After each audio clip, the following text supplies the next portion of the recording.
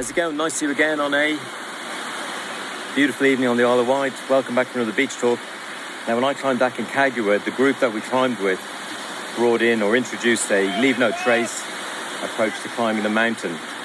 So that just meant that as well as taking all our rubbish off the mountain, we also took all our human waste off the mountain as well. Now, that might sound pretty gross, but basically we use these things called wag bags, which back in the early noughties were introduced for disasters, earthquakes, floods, where people needed, or the sewage system had broken down and people needed to basically try and avoid disease. So it's just a plastic bag with some white powder in it that you can do your business in, and chuck in a bit of water or soil and it just neutralizes everything. Kind of means that you can just bag it up without sounding too gross. You can just take it off the mountain along with all your other rubbish. And the funny thing about them is we got handed a few and you put them in your backpack to last you the 14 days above base camp. And our guide gave us a bit of a tutorial, shall we say. Now, you might just think that you look at the instructions on the back and go, yeah, I can use this. I know what to do. But not repeating what was on the written back of the packet. He gave us two amazing pieces of advice that weren't on the packet.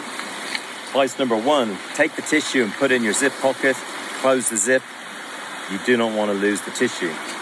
And the second piece of advice was, from his experience, was how to sit or squat on one leg in such a way that you didn't get a headache.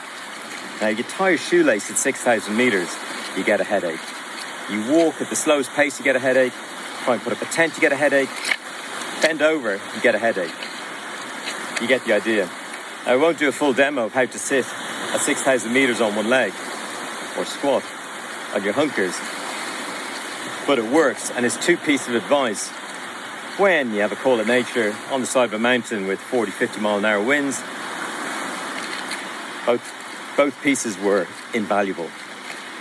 They weren't written on the side of the packet of the instructions.